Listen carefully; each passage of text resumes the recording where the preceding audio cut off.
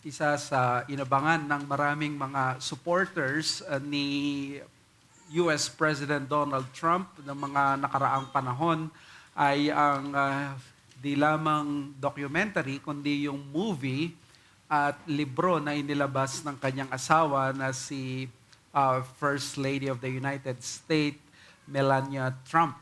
Meron siyang book ng title ay Melania.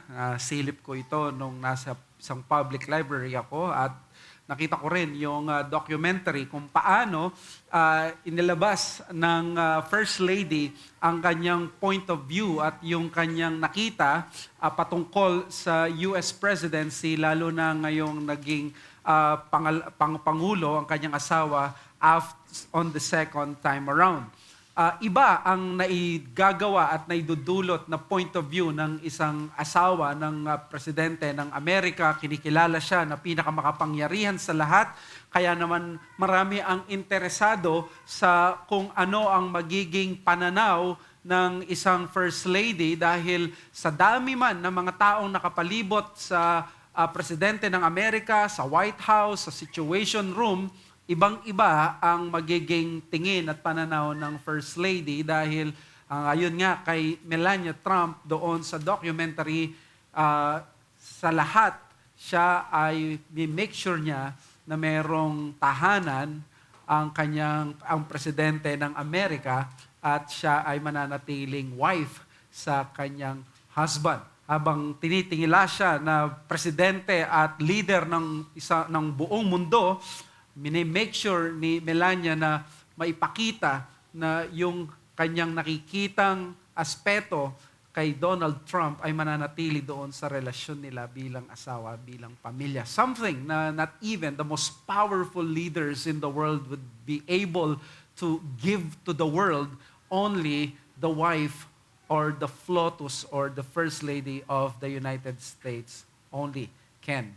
Kaya naman, kung ganito ang katindi yung access at kaimportante ang access ng mga First Lady, but at the end of the day, mananatiling limited lamang ang kanyang access dahil hindi lahat ng ginagampanan ng Presidente ng Amerika ay nakikita ng First Lady. That is why a good question is this: what if merong nabubuhay na nakikita ang lahat at nakakasama at nandoon ang lahat ng mga kapangyarihan at mga bagay at presensya ng Diyos na nabubuhay, itong persona na ito, siya ang pupunta sa iyo at magpapaliwanag ng lahat. This is more than the explanation ng isang First Lady or not even the White House Chief of Staff, not even the press secretary or even the Secretary of State or even the Vice President. I am talking about a person na siya ang pinakamay access sa Diyos Ama, and that is the Lord Jesus Christ. And do you know that in our passage na babasahin, this is the final verses of the prologue, which is the theological introduction of the Gospel of John. Hanggang verse 18 lang ang theological introduction na ito at dito makikita natin mag-a-accelerate itong si John sa pagbanggit nitong uniqueness ni Jesus when it comes to His Father. At babasahin natin ang verses 14 to 18, pero since naipangaral ko na ang passage na yan at nang natira na lamang ay verses 16 to 18, our sermon will focus in verses 16 to 18. But let me read to you the inspired, inerrant, infallible Word of God, John chapter 1, verses 14 to 18. And the Word became flesh and dwelt among us, and we have seen His glory, glory as the only Son from the Father, full of grace and truth. John bore witness about Him and cried out, "This was He of whom I said, He who comes after me ranks before me, because He was before me. For from His fullness we have all received grace upon grace. For the law was given through Moses, grace and truth came through Jesus Christ. No one has ever seen God, the only God, who is at the Father's side. He has made Him known. Mga kapatid, ito po ang dakilang salita ng Panginoon. Well, as I have said to you, ito na yung end ng pagpoproclaim ng wonder of wonders ni Apostle John.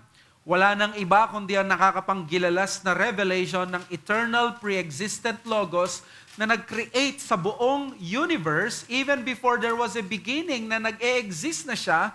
Now, nag-exist siya in history and He became flesh. Di ba pinag-aaralan natin dito na si John, meron siyang purpose dito na very clear.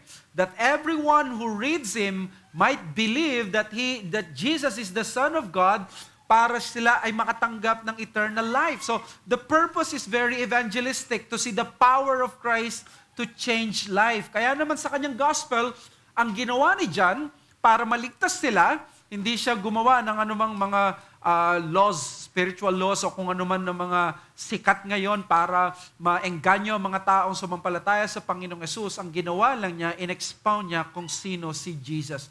Pinakilala niya, sino ba siya? Kaya ang ginawa niya, nagsulat siya ng mga materials na hindi pa alam ng lahat at hindi pa naisulat ni Matthew, Mark, and Luke. Tulad ng si Nicodemus, the Good Samaritan, the miracle in Cana in John chapter 2. Hindi mo yan makikita sa Matthew, Mark, and Luke. So if Christ possesses the greatest message from the Father in heaven, then therefore, it is only logical that He needs to be heard. He needs to be proclaimed. Kailangan siyang maipangaral dahil siya ang dakilang pag-asa ng lahat ng mga makasalanan. At ito yung ginawa ni Apostle John dito. Sinasabi niya sa buong mundo kung sino si Christ. Saan siya nanggaling? Ano ba mission niya? Ba't siya dumating dito sa lupa? Ano ang kanyang pinangaral at ano ang kanyang ginawa? Sino ang nagpadala sa kanya at ano ang na-accomplish niya? In other words, paano sasampalataya ang mga tao kay Kristo na anak ng Diyos? Kailangan ng iglesia ang isang robust and high view of Jesus Christ. Ito ang Gospel of John. Ito ang pinakasagot kung nais mong magkaroon ng buhay na walang hanggan. Ito yung dapat mong malaman kung gusto mo na magkaroon ng purpose, ng significance ang buhay mo dahil ang lahat ng bagay sa mundong ito, nakatali ang purpose niya dito kay Kristo dahil si Kristo ang siyang sentro ng mundo. Kaya nung nakaraan, nakita natin na ang Logos, the Word became flesh. He tabernacled among us. Shocking ito dahil ang hinighlight sa prologue ay yung si Kristo na nagkatawang tao. Alam nyo ba na isa ito sa pinaka-rich na Christological exposition sa Bible.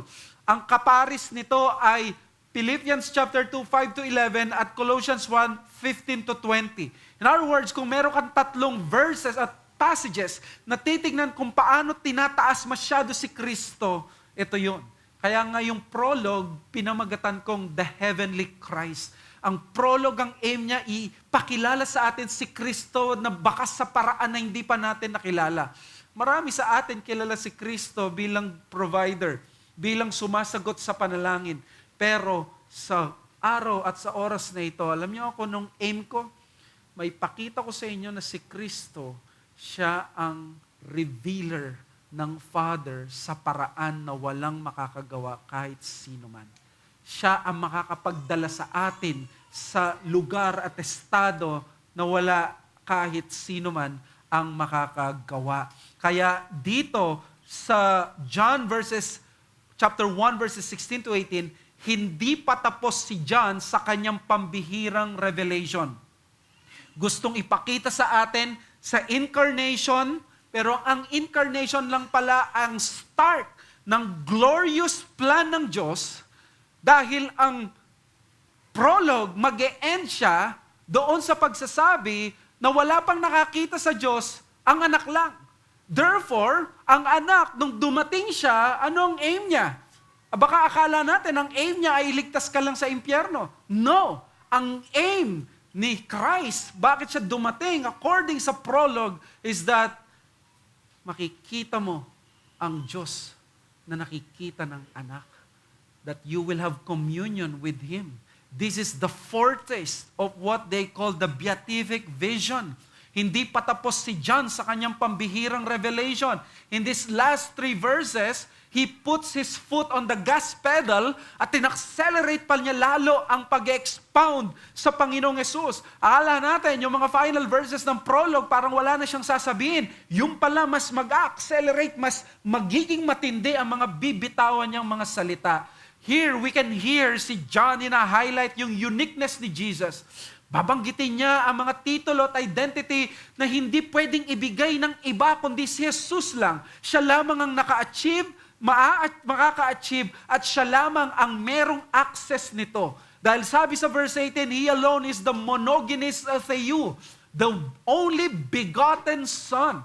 While we are the children or the sons of God, there is only the one begotten Son of God who was in the bosom of the Father. Siya yung nasa side ng Father. Siya lang ang nakakakita at nakakaranas at nagkakaroon ng ganong access sa Father. Who also, sabi niya, grace and truth come from Him. That means si Kristo, siya ang taga-reveal ng Diyos. Pero mga propeta, nireveal din nila ang Diyos. That is why ang title ng message natin is The Unparalleled Revelation of the Father, because when you think about Christ, He reveals the Father in the most unparalleled way. Anong makukuha natin dyan? Well, that's the greatest blessing in life, di ba? Di ba ang greatest blessing in life is to know God? If this is the greatest blessing in life is to know God, then therefore the greatest blessing is to know God more intimately, and in that way, makikilala natin kung paano nakita siya ng Panginoon. So in other words, in John's prologue, God is giving to us the greatest blessing that He is about to give to mankind. That is to reveal God through Christ in an unparalleled way. And that is the message. Christ is the most unique being because He reveals God to us the most to give us the greatest blessing. Yan ang greatest blessing. Christ is the most unique being because dito sa verses 16 to 18, in fact, the buong prologue, pero especially sa verses 16 to 18, pinapakita niya, napaka-unique nito. Itong Christ na ito, hindi lang siya nagkatawang tao. Sinabi niya sa verse 16, itong si Christ na ito, in Him we have His fullness, grace, law came from Moses, but grace and truth came through Jesus Christ. Makita natin na very unique siya. He is the monogenes theou. He is the only begotten Son of God, and He is at the bosom of the Father. Siya ang nagre-reveal sa Diyos. Para ano? Para magkaroon tayo ng, maging marites tayo, maging machismis sa atin kung sino ang Diyos. No. Christ knows that the greatest blessing that exists and there is na pwedeng ma-attain ng isang creature is the very communion with God. At yun ang gustong ipadala ng Diyos sa atin. Kaya gusto kong ipakita dito, why is Christ unique in relation to the Father according to the text? There are 2 unparalleled ways of revealing the Father. Number 1, endowing grace and truth from heaven to us. And number 2, expounding the Father in heaven to us. Verses 16 to 17, ang sabi niya doon, for from His fullness we have all received grace upon grace. For the law was given through Moses, grace and truth came through Jesus Christ. John twice mentioned that the infleshing of God, that in the infleshing of God, an unprecedented dispensing of grace of God has happened. Nangyari sa pagdating ni Kristo ang pag-dispense ng biyaya ng Diyos sa kakaibang paraan na hindi pa natin naranasan.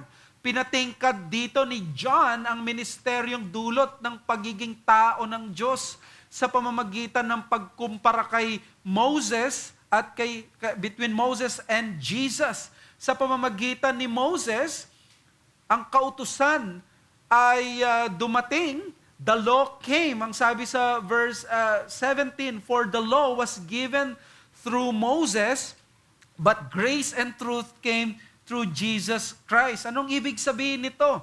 Biyaya at katotohanan dumating sa pamamagitan ni Jesucristo, kautusan kay Moses. Ibig ba sabihin nito, walang biyaya na dumating sa panahon ni Moses? Katatapos lang kanina sa Sunday School, there was already grace in the Old Covenant, but not by the virtue of the Old Covenant, but always by the virtue of the New Covenant. That is salvific grace.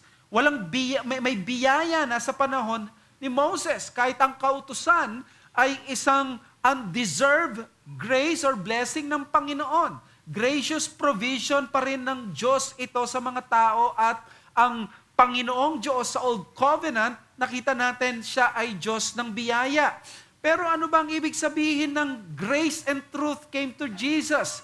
Came from Jesus Christ. Well, ang sikat dito yung tinatawag na Johannine truth. May usage ang truth kay John na ginagamit niya lagi na hindi lamang bilang aletheia. Ang aletheia is the truth, the body of truth. Pwede ka rin kasi na body of truth, pwede rin na truth in fulfillment. Siya yung kapuspusan. Kaya nga nandun yung word na fullness. Nandoon sa Kanya, natupad sa Kanya. Kaya yung katuparan ng lahat ng katotohanan, nandun kay Kristo. So in other words, ang lengguwahe dito ng grace and truth, Christ was revealed to us at yun yung language ng fulfillment. Dumating ang pinaka-supreme form ng revelation kay Kristo. Dumating ang biyaya, dumating ang pinaka-fulfillment ng truth na pinangako lamang sa Old Testament. Di na in-explain ni John paano nangyari ang word ay naging flesh, pero in-explain niya ang result, the received grace of God mula sa Diyos na punta ngayon sa mga tao. Kaya nung dumating si Kristo, ay dumating ang pambihirang biyaya ng Panginoon. And we know this because as Baptists, we know that the New Covenant is entirely different doon sa Mosaic Covenant. It is actually a superior covenant na binigay ng Diyos. Yung mga pangako, mga anino, yung mga bagay na nandun lang sa lumang tipan kay Moses, makikita natin ngayon, they find their fulfillment kay Jesus. Kumbaga parang nung binanggit kay Moses na itong tupa lang yon ang sasabihin ng nasa New Covenant, ito yung truth. Ito yung katotohanan.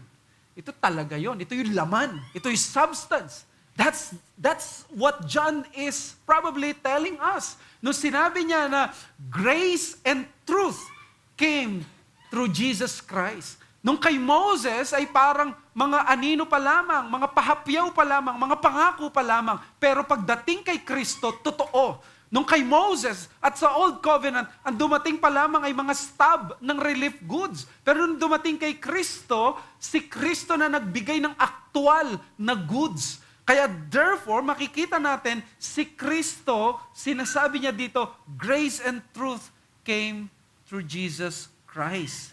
Kaya naman, mga kapatid, sinabi niya, we have experienced the fullness of His grace. Paano hindi fullness of His grace, di ba? Makikita natin, kung may language lang siguro yung mga sikat ngayon sa labas, ay yung sinasabi nila na eto, tiba-tiba o kaya buhos-buhos ang biyaya sa mga korap, paldong-paldo. Pero pagdating sa New Covenant, talagang buhos ang biyaya dahil yung aktual ang ibinigay sa atin.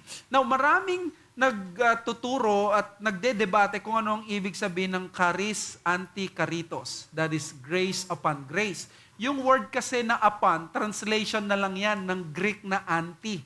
Yung word na anti, di ba? Antichrist. So, pwede ang word na yon ay instead. Kaya nga yung Antichrist, siya ay nagpapakilalang Christ instead of the real Christ. So pwedeng grace instead of grace. Pero ang usual na kita natin na translation ng mga versions natin ng charis anti-charitos ay grace upon grace. The fullness of His grace. Ang ibig sabihin ay grace pero hinihigitan pa na biyaya, sumasaganang biyaya. Ito yung sabi ni Milne, na scholar. Sabi niya, what the witnesses meant by one blessing after another is explained by the words, "For the law was given through Moses, grace and truth came through Jesus Christ." The blessing replaced was the law given by God to Israel through Moses. At ito ngayon ay dumating kay Hesus Kristo in an unprecedented manner. At nakita natin, ang New Covenant ay laging covenant ng pagpapala.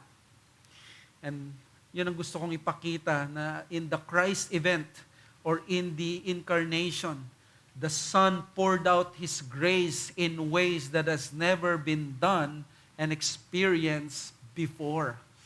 Nung dumating ang anak ng Diyos, nung siya ay namuhay, nakita natin na pambihira ang biyaya na ipinagkaloob ng Diyos. Alam mo ba, nung dumating si Kristo, dumating siya sa mga tao na under sa Mosaic Covenant. Nandun sila sa Mosaic Covenant, nandoon, do this and live. In other words, it was a covenant that was full of threats. It was a covenant na kapag sila ay hindi naging magalang sa kanilang mga magulang, sila ay babatuhin hanggang mamatay. Nandun sila sa covenant na kapag sila ay pumasok sa templo, na merong, let's say, menstruation or humawak sila sa patay na sa bangkay ng isang hayop, they will be expelled and they will be even judged by that covenant. Malupit ang covenant na yon. Nandoon sila, doon sa nag-ooperate na ramdam nila yung kabanalan ng Diyos. Ramdam nila yung katwiran ng Diyos na hindi sila pwedeng makalapit even doon sa tela na yon. May high priest na kailangang mamagitan sa kanila. In other words, they were in the context that they were so overwhelmed of the righteousness of God and their own sinfulness. But what God provides ay isang pahapyaw pa lamang glimpse ng pagliligtas sa kanila. He would send, of course, the prophet will proclaim that the Messiah will come. He would provide, of course, the kings na dapat magpapakita ng katwiran at power ng isang righteous king. But we all know these kings, they all failed ang Diyos. Even the righteous King David, he failed God. He did not become the rightful king na inaasahan ng mga tao. Even Solomon has failed God. Walang king na nagpakita at talagang naging maayos na embodiment ng tagapagligtas nila. Even the prophets, hanggang doon lamang sa promise at prophecy ang ibinigay sa kanila habang sila ay overwhelmed at nandoon sa konteksto na sila ay lagi na nag-o-offer para sa kanilang mga kasalanan. Nagkasala sila, they're unworthy. Kailangan nilang gawin ito, kailangan nilang pumunta sa high priest, kailangan nilang magbigay ng ganito, kailangan nilang sumamba, kailangan nilang maglinis. It was always a time of purification and purification without much of the substance of true salvation. Now, ito yung napakaganda. Nung dumating si John the Baptist at sinabi niya, "Here is the Lamb of God which take away the sin of the world," these people were already prepared. Hindi lamang sila uhaw at pagod na sa kanilang mga kasalanan, pagod na rin sila even sa kanilang pag-asa, sa kanilang mga katwiran. Kaya nang dumating si Kristo, here we have the Christ event granting to us according sa Hebrews ang isang covenant na napakatindi dahil punong-puno ito ng biyaya. At nandito ang katuparan, grace on top of another grace. Na ang sino man titingin doon sa ahas ni Moses ay maliligtas, pero maliligtas lang siya sa particular moment na yon. But this time, titingin lang kay Kristo, maliligtas siya for all eternity. Ang sino man na titingin or sasampalataya doon sa sacrifice na yon na ibinigay para sa kanilang kasalanan, they will all be cleansed at makakapasok sila doon sa templo at papayagan sila. But here in the New Covenant, nung dumating si Kristo, according sa Hebrews chapter 10, once and for all, tumayo si Kristo para sa ating mga kasalanan ang sino man ngayon na sasampalataya kay Kristo, tapos nalinisan ang kanyang kasalanan. Because when He offered Himself, ang sabi niya, hindi siya katulad ng mga pari na nakatayo araw-araw which can never take away sins. But when this Jesus, tumayo siya sa harapan nila at siya ay nag-offer ng kanyang sarili, ang sabi ng Biblia, umupo siya at the right hand of the Father. Tapos na. Ganito ang biyaya na tinutukoy ni Apostle John.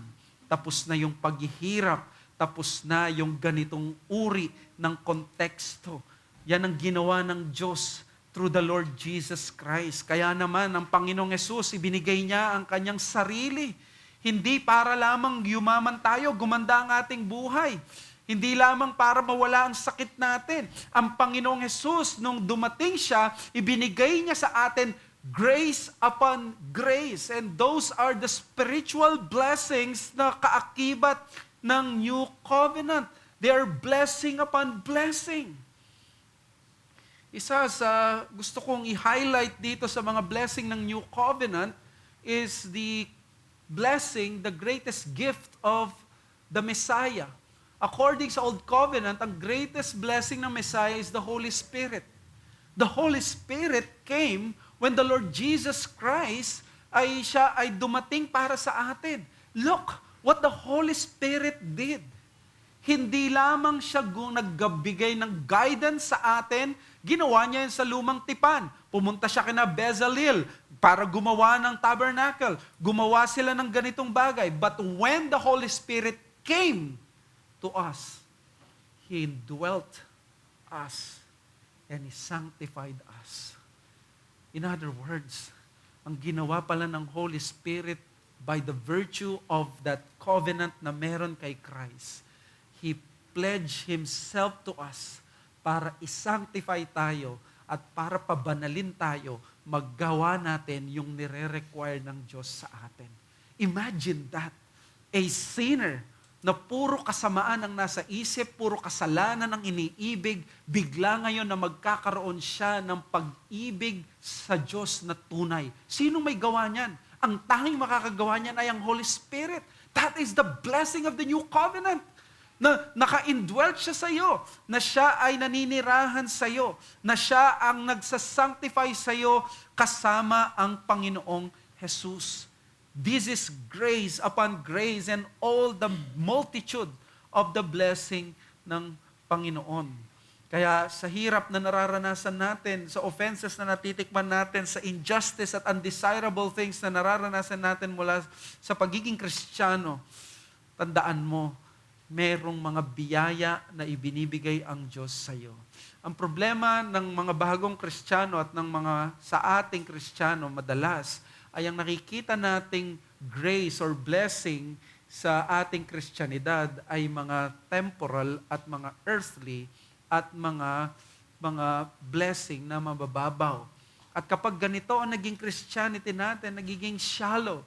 But look, the greatest blessing to us is that we have received this new covenant blessing in the Lord Jesus Christ. That grace and truth came through the Lord Jesus Christ. We should savor the riches of grace on this side of the cross, and that is our challenge. In your worship, focus more on savoring the riches of grace on this side of the cross over the material blessings that we can receive. Grace upon grace. Nung bago ako mananampalataya, ang interpretation ko sa blessing ay material blessing, pera, kalusugan, kaayusan, comfort sa buhay. But as you grow and you are more deeply understanding the New Testament, you would begin to see that the greatest blessings here in the New Testament are spiritual blessings in Christ. That's why pursue the better and more superior blessings in the Christian life, the spiritual blessings. Alam niyo sa Ephesians 1, binanggit doon ni Christ, ni Paul, ang mga blessings natin in Christ. Sa sobrang dami, hindi na siya nakatigil sa isang sentence lamang. Nagsimula siya sa verse 3, natapos na siya hanggang verse 14. That's just one complete sentence in the book of Ephesians. Sukatin mo yung pagpapala sa buhay, hindi sa angking material, kundi sa biyaya ng kapahayagan. Marahil sa mga nakaraan, hindi ka umuunlad sa material na bagay. Marahil hindi ka yumayaman, nakikita mo yung iba, nagpo-progress sila sa kanilang career. Pero nakita mo ba kung nag-progress ka sa biyaya? Nakita mo ba yung pambihirang biyaya ng Diyos through the sanctification of the Holy Spirit sa iyo? Yung strides mo na mas kilala mo ang Diyos ngayon, na mas may takot ka sa Panginoon, na mas dinidesire mo yung mga pagpapalang ito. Di ba dati, ang aim mo lamang ay maging faithful ka as a Christian na sa pag-a-attend. But later on, nakita mo, those are good things, but they are not the most important things. The more important things is to grow more in gentleness, to grow more in the fruits of the Spirit, na magiging mas mapagmahal ka sa mga tao kahit hindi sila kamahal-mahal, na kahit na ikaw ay impatient, mas ini-aim mo maging patient, na ikaw ngayon ay magkakaroon ng hatred for sin, na ini-aim mo na maging holy.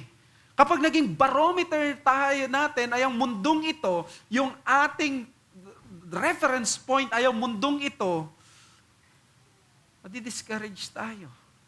Pero kung ang reference point natin ay si Christ, we are growing more sa pag-ibig sa Kanya. Ito yung sukatan ng pagpapala mo sa buhay, hindi lang basta angking material, kundi sa biyaya ng kapahayagan. Imagine niyo kung paanong nagbibigay ng joy dati kina Jonathan Edwards nung mas may na-discover siyang deep things about the Trinity, na pahiga siya sa damuhan at hindi niya kayang i-contain yung joy niya at saya niya na makita yung ganong joy. Yun yung mga bagay na talagang nagbibigay ng kainggitan dapat sa atin. At kunin mo yung pamantayan ng mga propeta. Ang pinakamahalaga sa kanila ay kapahayagan, hindi ang comfort. Nung si Kristo dumating siya sa mundo, hindi niya hinangad ang comfort. In fact, ang ginawa ng Panginoon ay binataan niya ang lahat ng paghihirap at nakatingin siya doon sa joy that was set before Him. Ang ating mismong Panginoon na sinasamba at sinusunod ay hindi niya inuna yung mga bagay na magpapadiscourage o yung mga bagay na pang material lamang. Wala nga siyang kayamanan ni isa. Ang pinakamahalaga sa kanya is to obey the Father at i-please siya.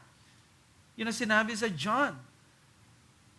That he has a meat to eat and that yung meat na kinakain niya is to do the will of the Father. Madalas ang napapahalagahan nating mga bagay ay mga ganon. Kaya naman kahit ang mga propeta noon, inasam nila, napapadpad sila at mapunta sila sa kalagayan natin. This is the very context why Jesus said, ang sino man na isinilang bago si John, walang mas dakilang propeta kay John, pero ang sino ang pinanganak sa karyan, kahit napakaliit niya, hindi siya magiging less na dakila kay John. Mas dakila siya kay John the Baptist. At ang tinutukoy doon ni Kristo ay yung proximity sa Kanya. At proximity mismo doon sa Christ event. Dahil si John, siya ang pinakamalapit na propeta doon sa krus, kaya walang sino man ang mas hihigit sa kanya kaysa kay Moses, dahil siya ang pinakamaraming nakita na propeta. Pero ang sino man na nasa New Covenant, kahit bata, kahit walang gaanong alam, pagdating sa masyadong theological sophistication ng Biblia, sabi niya mas dakila siya kay John. Because what this little person has is the very substance of the faith. Makita yung katuparan ng mga pangako ng Diyos. Yung big picture ng redemptive history. Hindi ba yun ang nakakapagbigay ng kaligayahan sa inyo? Mga kapatid, let me just ask you, dumating ba sa point sa buhay ninyo na kayo ay natakot because of probably the World War III, the apocalyptic nightmare or madness, yung mga movies na post-apocalyptic ang theme, na ganito mangyayari, o kaya naman may nuclear war na mamamatay tayong lahat.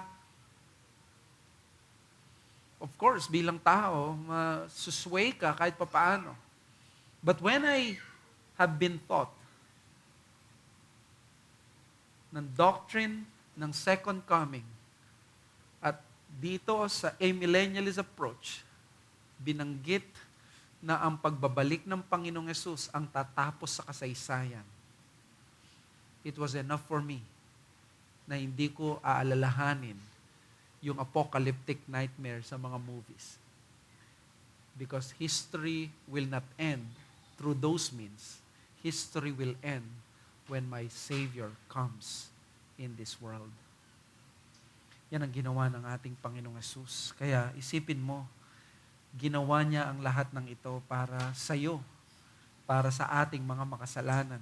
Kaya kung ikaw ay wala pa kay Kristo, ang pinaka binibigay ni Kristo sa iyo ayon kay John ay grace upon grace. Ang katotohanan na ikaw ay makasalanan at merong kang tagapagligtas kay Kristo dahil ang Diyos ay banal at ikaw ay ibubulid ng Diyos sa dagat-dagatang impyerno dahil sa iyong mga kasalanan. Ngunit ang Diyos ay mabiyaya at pinagkalooban tayo ng tagapagligtas. Pinaghirapan ni Kristo ang bagay na ito na siya ay sumunod sa lahat ng mga bagay na hindi natin kayang sundin at si Kristo nagbayad sa ating mga kasalanan. Ito ang bagay na ginawa ni Kristo at nakuha niya yung katwiran na yon. Ang katwiran na yon ay binibigay ngayon ni Kristo sa pamamagitan ng pananampalataya. So kung wala ka pa dito kay Kristo, kung ikaw ay anak namin, ikaw ay bata, ikaw ay bisita, ano pang ginagawa mo? Ito ang pinakadakilang biyaya. Ang tingin mo ba, ang biyaya ay magkaroon ng pera, magkaroon ng magandang buhay, magkaroon ng ganito, matatapos ang buhay dito. Bagamat ang Biblia ay tinuturuan tayo maging wais sa pamumuhay, pero ang tunay na pagiging wise in living is to live in the Lord Jesus Christ.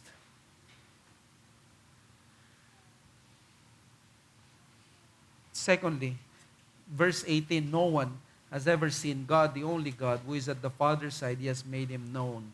John concludes his rich theological introduction of Christ by speaking of an explosive and mind-boggling truth that Christ is the expounder of the Father. That's the second uniqueness of Christ, expounding the Father in heaven to us. Sabi dito, no one has ever seen God.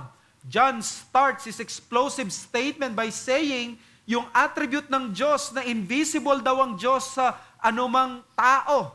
Pero ang ina-emphasize lang dito, hindi yung physicality natin, spirituality ng Diyos. John is also pointing out yung transcendence ng Diyos na gusto niyang i-emphasize dahil ang Diyos ay spirit at siya ay mataas at powerful sa atin, that He is different sa atin. He is not only ethically different from us, He is also qualitatively different from us and quantitatively different from us. Iba siya. Kaya in-emphasize niya, no one has ever seen God. Now let me ask you, wala bang nakakita sa Diyos kahit sa lumang tipan? Wala ba kayong mababasa sa Bible that someone saw God? Meron. Nagsisinungaling ba si John dito? Ba't niya sinabi na walang nakakita sa Diyos? Di ba si Moses, nakita niya ang Diyos? Well, what Moses saw was the back parts ng Diyos, which is a faint language na probably it speaks of His glorious presence sa lugar na yon. Kung paano nakita natin yung burning bush at the presence of God was there, tinakpan ng Diyos ang mata pa ni Moses o yung sarili niya para hindi siya ma-expose masyado. Baka ni-reveal ng Diyos ang kakaibang glory niya doon na hindi niya nire-reveal sa ibang paraan. Pero what does John mean when he says, no one has ever seen God? Well, listen. Wala pang nakakita sa Diyos sa paraan na nakita ni Kristo. That's it. Walang sino man na nakakita sa Kanya at nakalapit sa Kanya sa paraan ni Kristo dahil ang sabi doon, He is what? The monogenes theou, that is, He is the only begotten Son. He is also the Father's, the Greek word means bosom. He was in the territory, He was yung literal na bosom ay nandito. In other words, close to His heart. He's in the heart of God. Nandito yung kanyang presensya. Si Kristo mismo ay nasa presensya ng Diyos. Walang sino mang nakalapit sa Kanya, walang tao, sino man nagaling sa kanyang bosom, sa kanyang puso, sa mismong kanyang presence, sa holy presence, na kahit ang choicest servants ng Diyos, sila Abraham, sila Joseph, sila Moses, walang nakalapit at naka-access sa Kanya. Ganito ka-unique si Christ. Ganito yung pagiging kakaiba ni Christ. At sabi niya dito, the only God. Sa Greek, hindi kasi binigay dyan yung English, na ang ibig niya sabihin sa ibang manuscript is the only begotten Son. Alam natin, whenever we says the only begotten Son, the Nicene Creed, hindi siya yung pinanganak siya ng Diyos sa paraan natin dahil ang tayo pag pinanganak may simula tayo. But in other words, siya ay galing sa Ama sa paraan na hindi katulad natin. Pero in other words, ang ibig niya sabihin ay nandito siya sa side ng Ama, nandito siya sa very presence ng Ama. Christ is the monogenes theou. What Christ did ay ganito. Let me just use a faint language. He gave us the heart of the Father. Bosom. Galing siya sa bosom. He has revealed Him. Kaya nga yung word na sabi sa verse 18, ano yung pinaka-last word ng prologue? He has made Him known. Alam niyo kung ano yung word na known dyan? That is the Greek word exegomai. Ano ba yung exegomai? Ang exegomai is where we got the word exegesis. Ano yung exegesis? Ang exegesis ay, di ba pag nagpipreach ka, you are drawing out the meaning of the text to draw forth. Ang eisegesis ay mag-preach ka ng something na foreign sa text, pinasok mo sa text. That's eisegesis. But exegesis is you draw out from the text, you set forth in great detail, you expound. So in other words, yung anglicized word natin na, ang exegesis in anglicize, ang ginawang word sa English is exposition. Translation, the Word being God, the one and only begotten Son of God, He was at the Father's side, the one who has seen God, He has expounded, He has expositioned the Father through His person, through His words, and through His works. Maganda yung sabi ng isang scholar, in Jesus Christ, God is known to us. In Jesus Christ, God Himself has come to us. In Jesus Christ, God is known to us, and He has come Himself to us. Ang ibig sabihin nito, parang pinuntahan tayo ng Diyos para kunin tayo at ipakita sa Kanya ang very being ng Diyos. Ang language nito is just like the heart of God was plucked out. Because He was in the bosom of the Father, nagkatawang tao siya, nag-assume siya ng human nature, parang sa gayon ay mai-reveal niya sa atin ng Diyos sa paraan na kakaiba. Imagine niyo, He was in the bosom of the Father. Ang ini-intend niyang meaning is, si Christ pumunta siya sa atin, at ang ini-emphasize ni John is, no one has seen God, not even Moses. Walang nakakita sa kanya sa paraan na nakita nitong taong ito, nitong mediator na ito. Pero itong mediator na ito na nakakita sa Diyos Ama na wala pa nakakita sa kahit sino man, siya yung ipapadala, siya yung nagkatawang tao, at siya ngayon ang magpapakilala sa Diyos Ama. Hindi lang siya bumaba, pero bumaba siya para kunin ka at idala ka doon. That is the point here. The greatest mission of Christ on earth is not simply to save us from hell, but to carry us to the bosom of the Father so we can see Him. Mga kapatid, try to chew. And probably this is the most important part ng sermon na gusto kong matandaan ninyo, tumatak sa inyo. Imagine, hindi sasapat ang sino mang propeta, ang sino mang apostol, sino mang anghel. Ang aim ng Diyos para ipakilala ang sarili niya sa atin ay masyadong mataas at masyadong dakila kaysa lamang iligtas tayo mula sa apoy ng impyerno. Most Christians think that Jesus came to the world to save us from our sins and to save us from hell and to save us from Satan. Those things are true, but those are just means to the most glorious end of all. God saved us also from an eternity without the bosom of the Father. Iniligtas tayo ng Diyos mula sa isang walang hanggang buhay pero hindi mo nakikita ang presensya at ang mukha ng Diyos. Ang pagliligtas ng Diyos sa atin hindi lang mula sa impyerno. Niligtas ka ng Diyos mula sa isang eternity, sa isang buhay na walang hanggan na hindi mo naman kasama at nakikita yung nakikita ng Diyos anak. Ang gusto ng Panginoong Hesus pala nung dumating siya sa lupa ay hindi lamang para iligtas ka mula sa impyerno. Ang gusto pala niya ay maidala ka kung saan siya naroon. Makita mo kung ano yung nakikita niya. This has always been the aim and the plan of the triune God.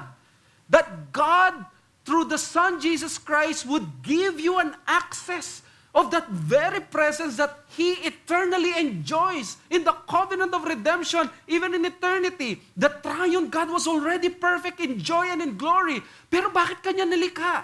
In their unity and communion, they're complete with each other.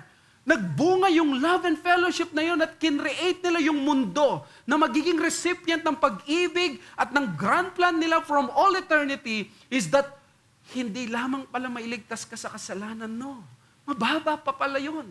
Mas mataas pala yung aim ng Diyos is that you will spend in eternity with that blessed sight of God when the God whom no one had seen, only the begotten of the Father will finally be seen by you. A man who deserves hell and judgment, an unworthy and wicked sinner. At ang probably nasa isip mo palagi ay kasalanan, ang nasa mental na isip mo kasalanan, pero ang pinaka-aim pala ng covenant of redemption is the beatific vision. The beatific vision is the doctrine that teaches us that one day we will see God. This is the doctrine that tells us that in the afterlife we will experience the ultimate, the face-to-face vision of God in glory, where our desires for happiness will fully be satisfied. Kaya pala in-emphasize, though God whom no one has seen, no one has seen God except Him. At siya yung pinadala. Ang aim is hindi lang kailigtas. Ang cross, hindi lamang yon ay para lamang tayo ay maging komportable ang buhay. The Son is so good and so gracious that He wants us to experience yung nakikita niya, that we will be in the bosom of the Father. Now, I will be quickly saying these possibilities. Either we will see God's essence, or sa ibang mga tao, we will see God through the face of Jesus Christ. Whatever your position doon, the aim and the ending is that we will see God for the happiness, eternal happiness of our souls. Napakataas at napakadakila ng aim ng Diyos sa atin. Naintindihan ko lalo ngayon bakit kailangan maghirap talaga ng Panginoong Hesus para lamang maipagkaloob ito. Hindi lang pala ang nasa isip niya ay para ikaw ay maligtas sa impyerno. Hindi lang para magkaroon ka ng fire exit ang mission niya dito. Hindi pala para sa pagtitiis niya, paglaban niya kay Satanas, makita natin at ma-experience kahit papaano yung na-experience niya. Ito ang nag-fuel sa kanya bakit kinaya niya ang lahat ng sakit at pagsubok. Hebrews 12:1-2, therefore, since we are surrounded by a great cloud of witnesses, let us also lay aside every weight and sin which clings so closely, and let us run with endurance the race that is set before us, looking to Jesus, the founder and perfecter of our faith, who for the joy that was set before Him endured the cross, despising the shame, and is seated at the right hand of the throne of God. What made Him endured? What made Him despise the shame? Di ba, the shame kills us? Pag tayo na-embarrass, pag tayo napapahiyad para sa Diyos, we wallow in our mire. Sa Kanya dinidespise niya. He endured it. Because there was that joy. Akala ko ang joy lang na ito ay parang, alam mo yan, di ka mag-suffer sa hell. Ito pala naging appetite ni Christ. Bakit inayawan niya ang kasalanan? Napaka-tempting na magkaroon na ng tinapay mula sa bato. Na tinukso siya after 40 days. Mas lalo ito naging vivid sa akin when I visited a dear brother na 2 days hindi siya pinapakain. At naisip niya si Christ, papaano na si Kristo 40 days. Doon siya tinukso pero hindi siya nagkasala. Habang tayo, isang araw pa lang, marami na tayo reklamo gagawin. Because Christ was so focused in His mission. Gusto niyang makita niya at ng kanyang bride ang Panginoon. Because according kay Jesus sa Matthew 5:8, those who are pure in heart shall see God.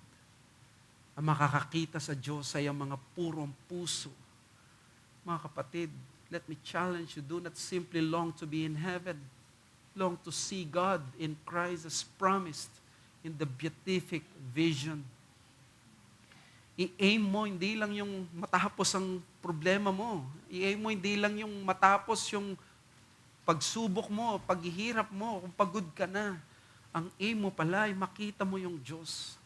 This is the greatest aim to glorify God through our eternal communion with Him. Bakit? Pinaka-problema natin dito, kasalanan. But when we see that blessed face ng Diyos, those sins, they will be gone. We will never be tempted again by any kind of sin because we will be so delighted by the pure and sheer beauty of God. Di ba hindi tayo nakatingin sa Diyos, sa kanyang beauty, kaya nagiging tantalizing at attractive ang kasalanan.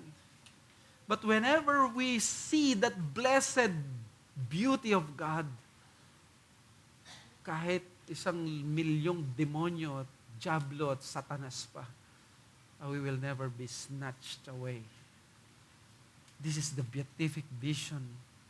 Walang tutumbas sa pagpapalang ito at endeavor na ito makita ang Diyos. Pero alam nyo, ang tanging makakita lang sa Kanya ay banal. Hindi pwede siyang makita ng madudumi at hipokrito at masasama. Hindi ang mga di matutuwid. Sabi ng Matthew 5:8, "Blessed are the pure in heart, for they shall see God." Sabi ng Psalm 24:15, "Who can ascend to the holy hill? Only those who have clean heart." Pagtaas ang kamay, sinong may clean heart sa inyo? Sinong may pure heart? Wala magtataas dahil nasa langit lang ang pwede magtaas. Si Jesucristo, siya lang ang tanging may pure in heart. Siya lamang ang tanging may clean heart. Siya lamang ang naka-accomplish, kaya siya lamang ang deserving talaga makakita sa Diyos at siya lamang sa una pa lang ang nakakakita sa Panginoon.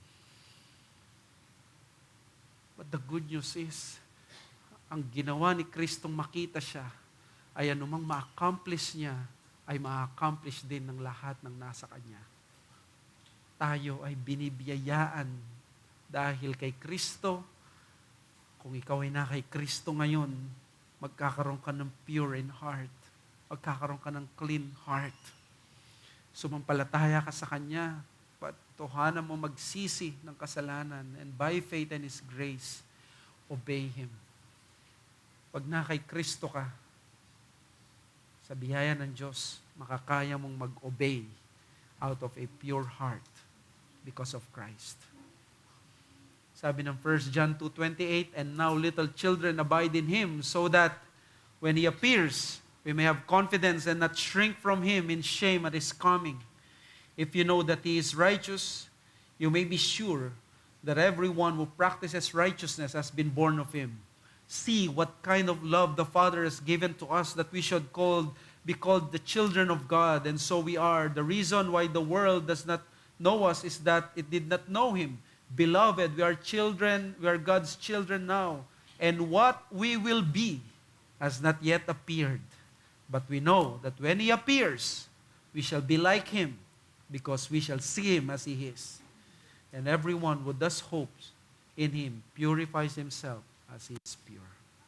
By the grace of the covenant of Christ, we can be pure and we will be pure. What is your aim in your life right now? Gumanda ang career? Dumami ang kayamanan? Dumami ang accomplishment? Or let me say, nothing deserves our utmost aim than the Lord Jesus Christ. May we aim not only to be in heaven, but to see God face to face through the Lord Jesus Christ. Yan ang ginawa ng prologue para mailapit ka sa Diyos at maitaas ka sa Diyos. Therefore, do not run away from Christ. Siya ang maglalapit sa iyo sa Diyos. Sino ka man, tumakbo ka ngayon kay Kristo. Let us pray. Father, what a gracious God we have. Patawarin mo kami sa mga panahon na napaka-tantalizing ng sin, napaka-welcoming ng kasalanan. At kami, Panginoon, ay punong-puno ng kamunduhan. But thank you because ang aim pala dito, hindi lang kami nandito sa lupa para lang ma-escape ang hell, but to see that Jesus, that blessed face of God, that through Christ, we will see the God who has not been seen yet by anyone. Through Christ, we will be with Him, and our longings sa aming mga kaluluwa will be satisfied. Mapufulfill ang mga ito. Kaya maraming salamat, Panginoon, na wag gawin mo ito sa lahat. At kung meron pa dito na wala sa inyo, Panginoon, sama mo siya sa iyong kaharian. Siya ay sumampalataya ngayon. Ito po ang aming samot dalangin sa pangalan ng Panginoon Jesus. Amen.